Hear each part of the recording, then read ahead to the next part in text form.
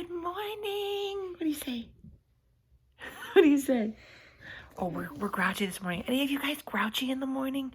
Oh, she's grouchy. Well, we're back to bring you Lulu Walks the Dogs. Who do you have with us today, V? Do you guys recognize this pup? They can't see it. Do you guys recognize him? Who is it? Do you know his name? Tell us. Max. Who is it, V? Max. Max. All right, so here we go. V, you ready? All right, here we go.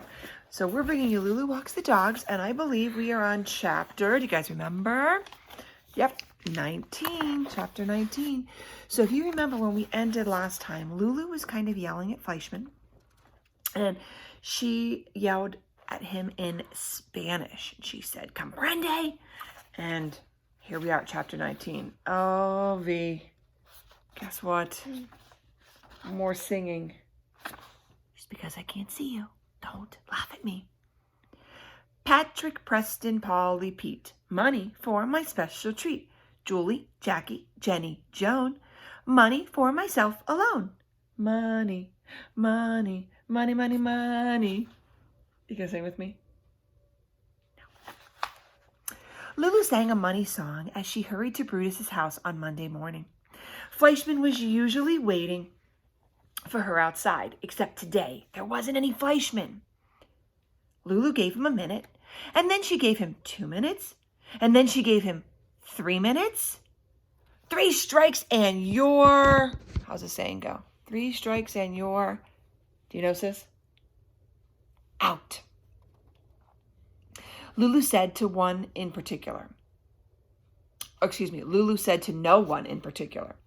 After which she announced, "So what if Fleischman isn't here? I'm going to walk these dogs all by myself. I know I can walk these dogs all by myself." Think you could do it by yourself? Be worth a try, right? If she did it by herself, she'd save a lot of money. She took a deep breath and said out loud, sounding a lot more sure than maybe she was, "I'm ready to walk these dogs all by myself." And I have to admit that for a little while, Lulu actually looked as if she were ready, because Brutus followed obediently as Lulu dropped biscuits and made him a dog biscuit trail. Obediently means he listened. He did what he was supposed to. Pukey listened politely as Lulu coaxingly tooted her flute, after which she, as in Pukey, not Lulu, pooped. And Cordelia, after Lulu said some gooey blah, blah, blah, blah, blahs to her in German, was persuaded to waddle out of her hiding place.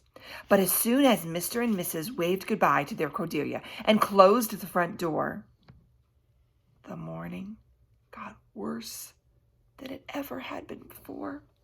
Lulu, standing under a tree, said to the dogs in one of her bossiest voices, "Okay, let's move it, Brutus, Cordelia, Pukey."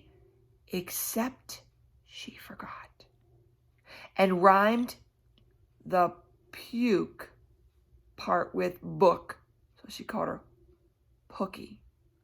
This, as you remember, hurts Pukey's feelings, which, as you may remember, you don't want to do. So here's Pukey. Not very, excuse me, not very happy. Oh, look at her. Pukey, leaping up high in the air, fastened her pointy teeth onto Lulu's jean jacket, holding on tight and yelping at the same time, while Cordelia slipped out of her collar and went dashing back onto the porch, where she hid herself deep, deep down in the pile of junk. As all of this was going on, Big Brutus, who wasn't as dumb as he looked, circled wildly around and around and around the tree trunk, wrapping his leash around it just as tightly as Lulu had done on their first walk together. And Lulu, who had been leaning against the tree as she tried, and kept failing, to shake off Pukey, discovered, too late, oh, that she had been totally tied by Brutus's leash to the trunk. So visualize that. Lulu's tied to the trunk of the tree around with Brutus's leash. Totally, utterly, absolutely, embarrassingly, humiliatingly tied. Look closely in that picture. Look at her. Look at her. She's nose to nose with Brutus. Can you see, V? And she's wrapped around the tree. Do you see the leash around her? And there's little Pukey right next to her. Oh, how do you think Lulu feels right now? Yeah. She couldn't move her arm. She couldn't move her arms. She couldn't move her legs. She couldn't chase after Cordelia or shake off Pukey. And she certainly couldn't untangle herself from the leash still attached at the other end to Brutus, who was standing just out of her reach, triumphantly woofing. And if you find it hard to believe when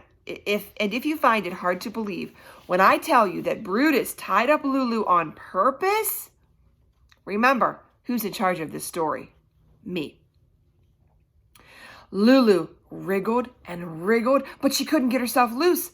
So after a while, she stopped wriggling and began to think about what she could do to get loose. And after a longer while, she started wriggling some more, until finally, after feeling that she had been tied forever to the trunk of that tree, Lulu saw, well, you know who she saw? Who'd she see? Fleischman.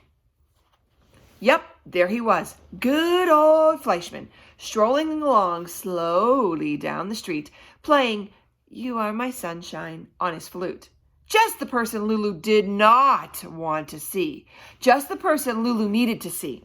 Just in time to take another time out. There it is. Time out. Should we read it? Yeah, let's see. So, let's see what this timeout has to come.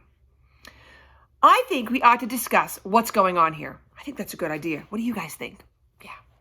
I don't feel one bit sorry for Lulu. Do you? Great question. Do you feel sorry for Lulu? We'll come back to that at the end. You remember I said back in chapter 1 that since she met Mr. B, Lulu wasn't as big a pain as she'd been, and not nearly as rude. But she sure was extremely rude to Fleischman. Rude, rude, rude. And also ungrateful. For Fleischman helped her over and over and said he was happy to help and didn't even want money from her for helping. And all Lulu did was boss him around and threaten that she would throw up on him. Remember that when she threatened to throw up on his shoes? Yuck. Plus, she wouldn't be his friend or even his teammate. Maybe she needs to keep staying tied to that tree until she says, what do you think she needs to say? I'm sorry, Fleischman. Wait, I think she just whispered, I'm sorry, Fleischman. That brings us to chapter 20. So here's my questions. 2 questions. Answer them in the comments below. Number 1, like they asked us in this chapter timeout. Do you feel bad for Lulu? That's our first question. Do you feel bad for Lulu? And if you say yes, why do you feel bad for her? If you say no, why don't you feel bad for her? And second, do you think she should apologize to Fleischman? Or should she keep being the way she is? Okay? 1, do you feel sorry for Lulu? Yes or no? Give me a reason why, or defend your reason why you said yes or no. And second, do you think she should say sorry to Fleischman? I'm all about saying I'm sorry, so I say yes to that. All right, the next chapter we will bring you is chapter 20. We miss you, and Maxie says, see you later. And what do you say, V? Bye.